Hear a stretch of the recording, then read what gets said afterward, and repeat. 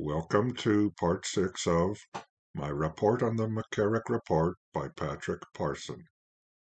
Continuing the McCarrick Report Introduction, page 4 discusses the need for extensive translation of documents, particularly from English to Italian and Italian to English.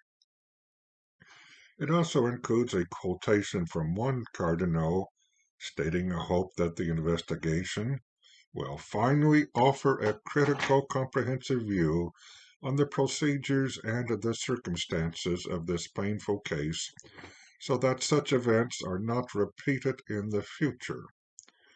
Considering what the introduction has already told us, I have some doubt just how realistic that hope is, since the report has already admitted some limitations in its scope. However, let's look and see if the report proper does manage to alter my view. Now, I also found one statement on page 4 of some interest. Although the passage of time and the complexity of matter make it impossible to include all information, this report should provide a significant contribution to the record. I would rather it was definitive rather than just significant. But continuing, the executive summary starts on page 5, and that is broken into the 4 following topics. 1. Knowledge and decision-making related to McCarrick during the papacy of Paul VI. 2. Knowledge and decision-making related to McCarrick during the papacy of John Paul II. 3. Knowledge and decision-making related to McCarrick during the papacy of Benedict XVI.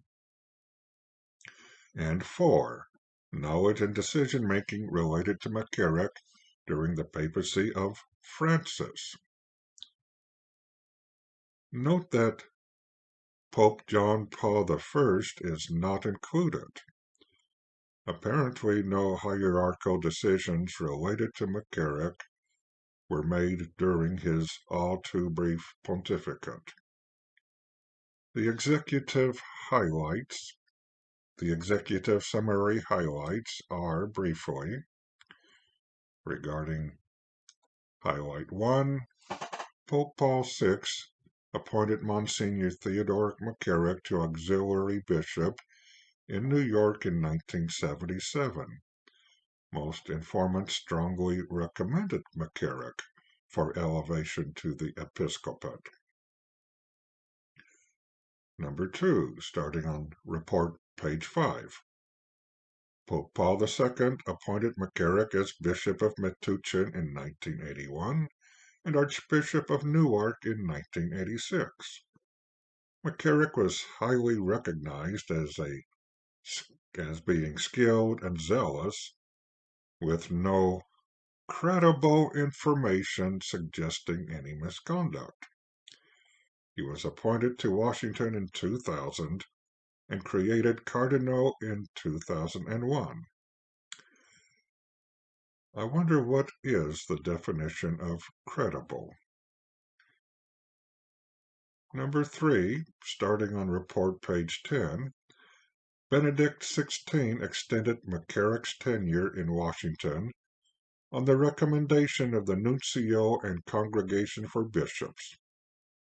In late 2005, the Holy See requested McCarrick withdraw as Archbishop of Washington after new details came to light about allegations of the priest who had claimed to have been abused by McCarrick.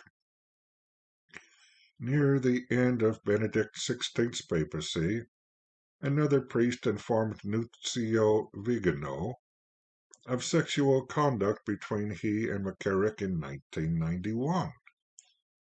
After informing the prefect for the Congregation for Bishops, Vigano failed to follow instructions to determine if the allegations were credible. And then topic 4, starting on report page 12, Pope Francis did not modify prior indications related to activities or residence due to McCarrick's retirement and advanced age.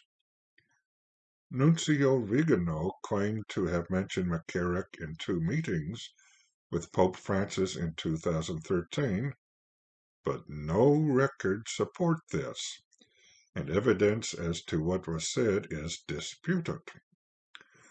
Until 2017, no one supplied Pope Francis any documentation of allegations against McCarrick. In June 2017, the Archdiocese of New York learned of the first known allegation of sexual abuse of a minor by McCarrick. After the allegation was deemed credible, Pope Francis requested McCarrick's resignation from the College of Cardinals, and after being found culpable of acts against the Sixth Commandment, involving both minors and adults, was dismissed from the clerical state.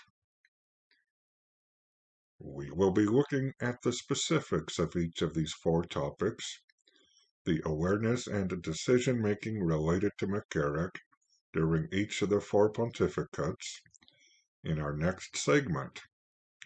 And bear in mind, we are still only in the introduction of the report.